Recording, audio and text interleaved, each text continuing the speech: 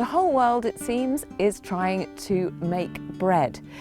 But not all of us are brilliant with sourdough, me included. So I'd like to introduce you to my friend Jennifer of Dough & Daughters, who has, she says, a fail-safe recipe for an amazing loaf of bread that even I can't mess up.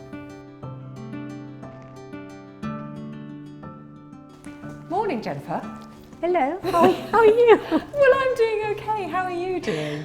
I'm all right. The sun is shining, which is nice. It is nice. Yeah. So come on then, you say that this loaf of bread is idiot-proof. Yes, really and truly. Because there's no yeast involved, there's no kneading involved, and no proving. It's literally grab all the ingredients, mix them together, stick them in the oven. But is that bread? Yes, it is. And if you think of Irish bread and soda bread and breads that you can get in some countries in Lithuania, Estonia and other places like that, where there isn't yeast, or there hasn't, well, traditionally wasn't yeast, this is a bread that classifies as bread. In here we have 400 grams of self-raising flour, Yeah. and 50 grams of oats. Okay. And we've just mixed them together. Yeah. One of the ingredients that makes the self-raising flour and the oats into bread is your traditional old bicarb. So we're just going to add 1 teaspoon of bicarb, Yeah. and we're going to mix it. One of the things that's really important about making bread, and particularly for the oat and treacle loaf, is to weigh your wet ingredients. So it's 200 grams of buttermilk. If you can't get buttermilk, is there something else you can use? Yes, it's very easy to make. You just add 50 yogurt, 50 milk. Right. And if you don't eat dairy, you can use almond yogurt or almond milk, as long as it's 50-50. So Right. for this recipe, because it's 200 grams, Yeah. you would do 100 grams of yogurt or Yeah. almond yogurt or soy yogurt, and then 100 grams of milk, almond milk, soya milk, whatever you like. Yeah. And mix it together. We create a little hole. Yeah. Pour the buttermilk in the middle, Yeah. and 100 grams of recently boiled water. Why is it so important with any bread making for the ingredients to be exact? Because I've seen you cook and it looks like you just kind of chuck things in a bit like the Swedish chef. Yes. The precision relates to the flour, the gluten in the flour if you're making proper bread, and the yeast. And it also means that there's no room for error. We add a large spoonful of treacle into the boiling water just to help it dissolve a bit. Mm-hmm. It doesn't look great, but just got to get it mixed. For me, it reminds me of the smell of sheep nuts. Yes, it is. Doesn't it? Yes, I mean, you can relate to that. Totally, yeah, yeah, it does.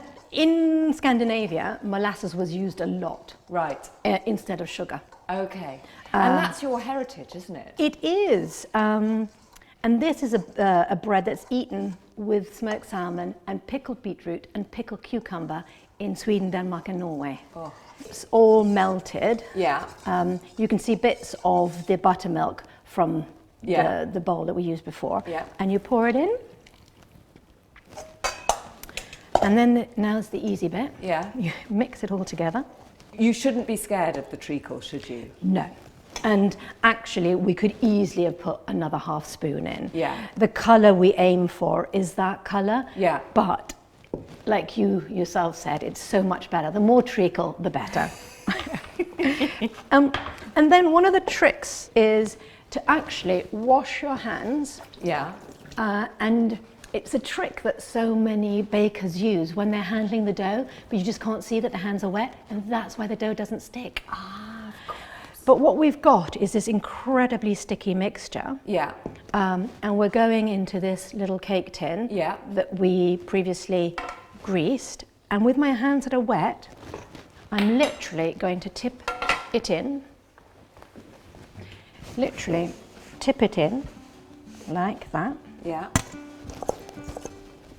Doesn't look very attractive, but as you know, it tastes delicious. It does taste delicious. I mean, what I love is because all my attempts at making bread have turned into cow pats before. This one is sort of supposed to look like a cow pat. With wet hands, you can actually shape it and give it a bit more shape. And then we're going to add a little bit of flour on the top. Yeah. Because it will make it look pretty. And then, traditionally, you cut it quite deep with a sharp knife. Always be careful when using a knife. And this was to let the fairies out. She's mad, but I love her. Is that a soda bread thing? Yep. Is it? Yes, it's one we've adopted because it's Irish, but that's why in Irish soda bread there always is a cross. It was to let the fairies out. Okay, so into the oven. Yeah. At 180. And that's it, and now I've just got to wait half an hour. And that's it, yeah. Isn't that nice and easy? Couldn't it be 15 minutes? No! And that's oat and treacle. Perfect. Oh, the smell of Isn't this it lovely? bread. It is so lovely. Can you hear that? Yeah. That tells you it's ready. Oh, I just love the smell of bread. And there it goes. Doesn't that look lovely? It looks absolutely beautiful.